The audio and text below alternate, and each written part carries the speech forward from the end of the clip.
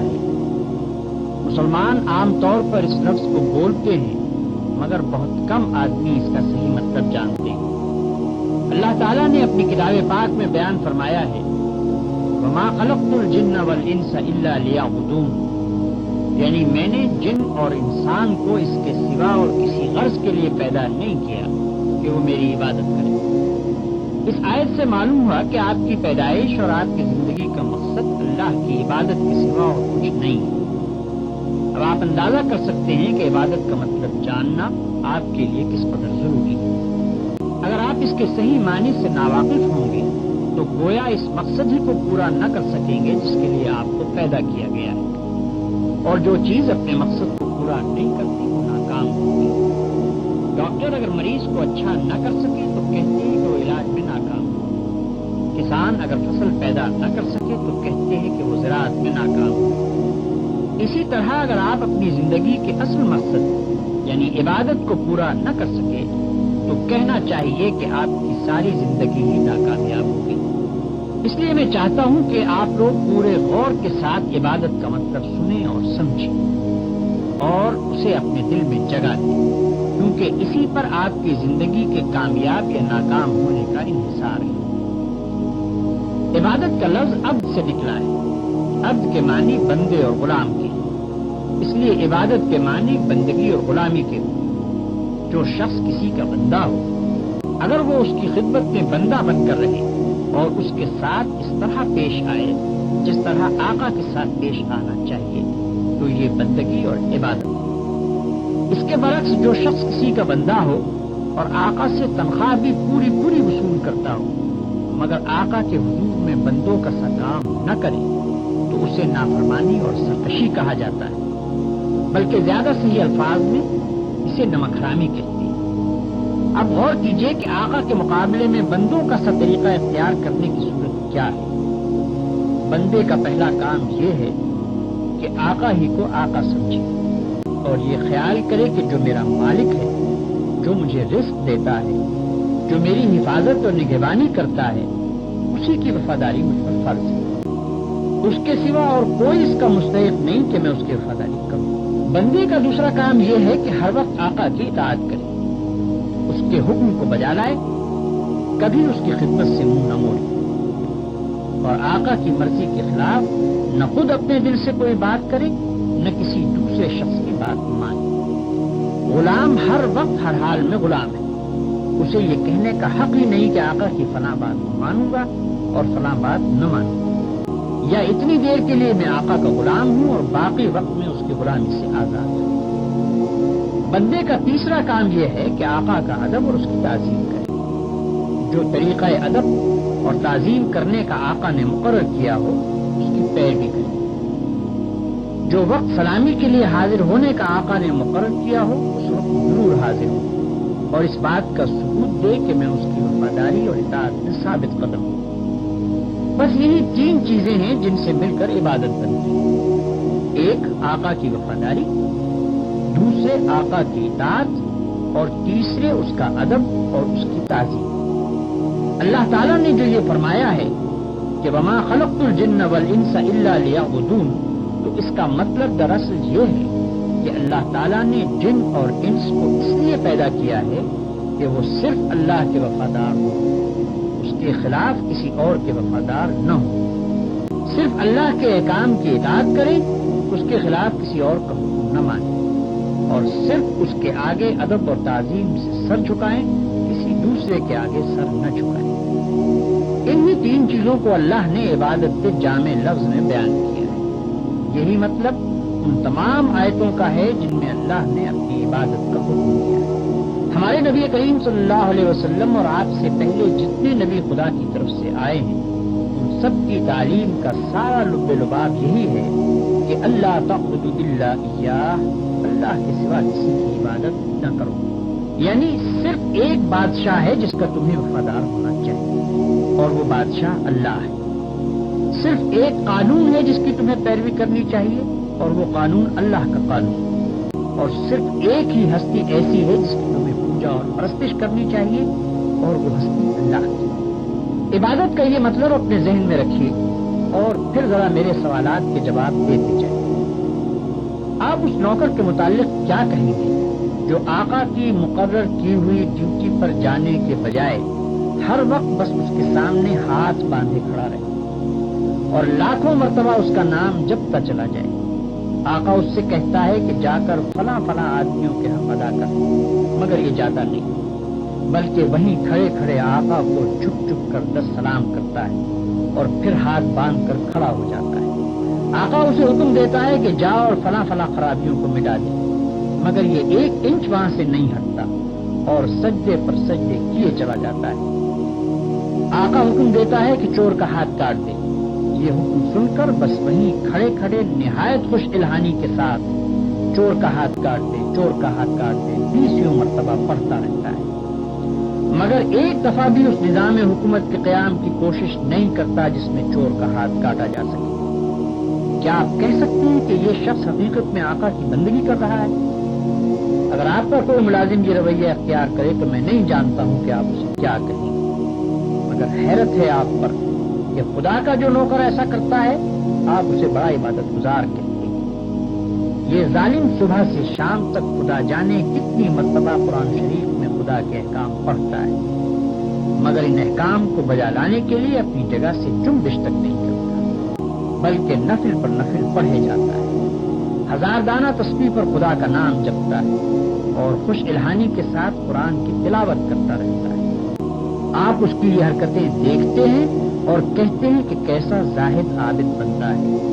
یہ غلط فہمی صرف اس وجہ سے ہے کہ آپ عبادت کا صحیح مطلب نہیں جانتے۔ ایک اور نوکر ہے جو رات دن ڈیوٹی تو غیروں کی انجام دیتا ہے، احکام غیروں کے سنتا اور مانتا ہے، قانون پر غیروں کے عمل کرتا ہے اور اپنے اصلی آقا کے فرمان کی ہر وقت خلاف ورزی کیا کرتا ہے، مگر سلامی کے وقت آقا کے سامنے حاضر ہو جاتا ہے اور زبان سے آقا ہی کا نام جپتا رہتا ہے۔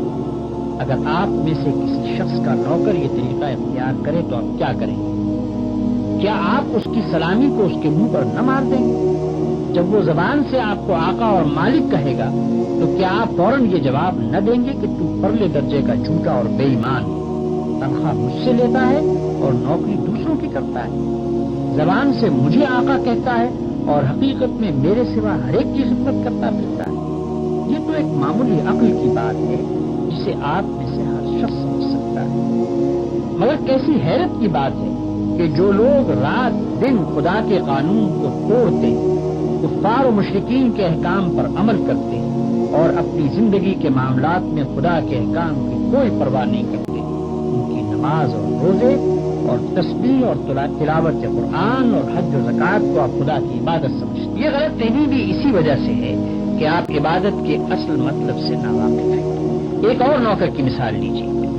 آقا نے اپنے نوکروں کے لیے جو وردی مقرر کی ہے، یہ ٹھیک ناپ تول کے ساتھ اس وردی کو پہنتا ہے، بڑے ادب اور تعظیم کے ساتھ آقا کی خدمت میں حاضر ہوتا ہے، ہر حکم کو سن کر اس طرح جھک کر بصر و چشم کہتا ہے کہ گویا اس سے بڑھ کر اطاعت گزار خادم کوئی نہیں، سلامی کے وقت سب سے آگے جا کر کھڑا ہوتا ہے اور آقا کا نام جپنے میں تمام نوکروں سے بازی لے جاتا ہے، مگر دوسری طرف یہی شخص آقا کے دشمنوں اور باغیوں کی خدمت بجا لاتا ہے، آقا کے خلاف ان کی سازشوں میں حصہ لیتا ہے اور آقا کے نام کو دنیا سے مٹانے میں جو کوشش بھی وہ کرتے ہیں اس میں یہ کمبخت ان کا ساتھ دیتا ہے۔ رات کے اندھیرے میں تو آقا کے گھر میں نقب لگاتا ہے اور صبح بڑے وفادار ملازموں کی طرح ہاتھ باندھ کر آقا کی خدمت میں حاضر ہو جاتا ہے۔ ایسے نوکر کے متعلق آپ کیا کہیں گے؟ یہی نہ کہ وہ منافق ہے، باغی ہے، نمک حرام ہے، مگر خدا کے جو نوکر ایسے ہیں ان کو آپ کیا کہیں گے؟